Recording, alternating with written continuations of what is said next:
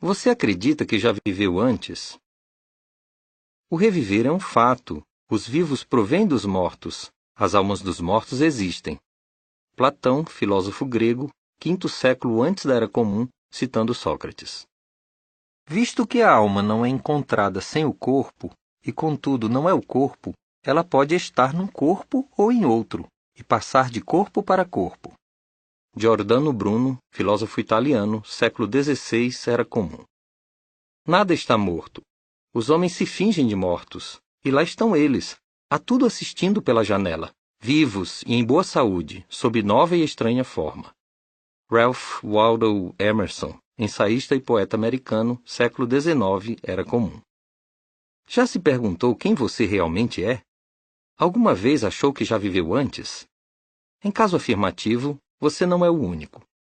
Desde os tempos antigos, pessoas tanto de culturas orientais como ocidentais já se fizeram essas perguntas.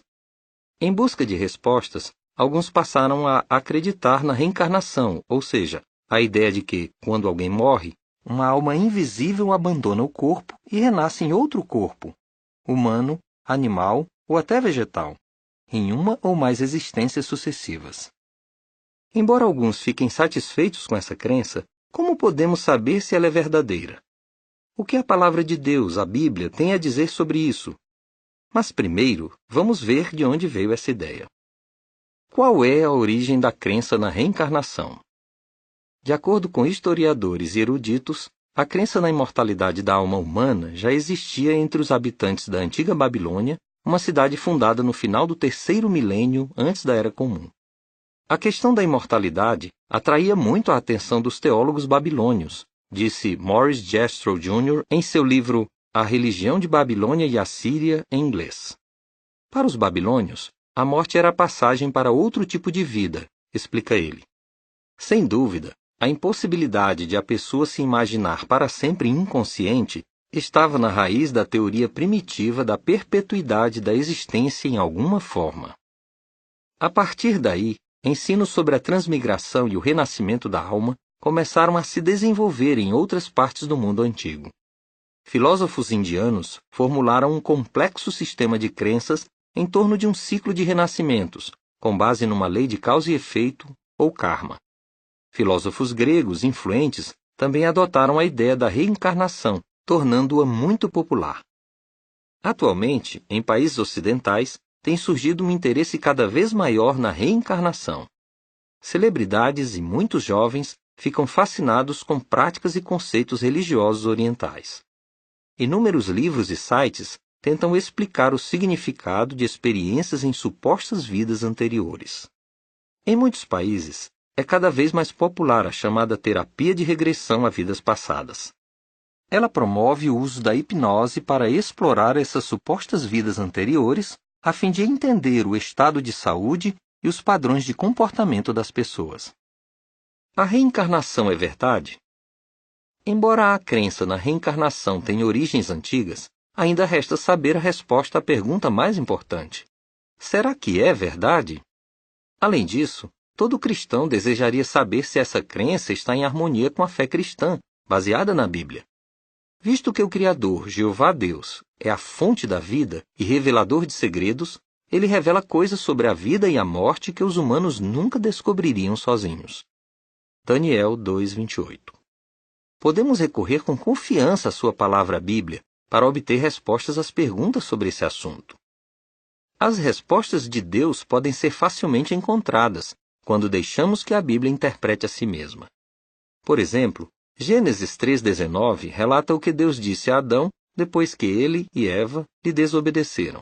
No suor do teu rosto comerás pão, até que voltes ao solo, pois dele foste tomado. Porque tu és pó, e ao pó voltarás. Adão foi criado do pó. Ao morrer, ele voltou ao pó. Deus foi claro quanto a isso. Dessa forma, quando alguém morre, não renasce como outra pessoa, mas simplesmente deixa de existir. Assim como calor e frio, seco e molhado, luz e escuridão são opostos, a morte é o oposto da vida. Os mortos estão mesmo mortos. Não acha isso simples e lógico? Portanto, as supostas lembranças de vidas passadas devem ter outra explicação. O funcionamento da mente humana, incluindo o subconsciente, e os efeitos de medicamentos ou experiências traumáticas ainda não são plenamente entendidos. Sonhos e eventos imaginados, que se baseiam na enorme quantidade de informações guardadas em nosso cérebro, podem ser tão vívidos que parecem reais. Em alguns casos, forças espirituais perversas criam experiências sobrenaturais para fazer o que não é real parecer real. Os humanos têm o desejo natural de querer viver e de saber sobre o futuro. Mas de onde vem esse desejo? É interessante o que a Bíblia diz sobre o Criador. Pôs no coração do homem o anseio pela eternidade. Eclesiastes 3:11, Nova Versão Internacional. Assim, os humanos têm um forte desejo de viver eternamente.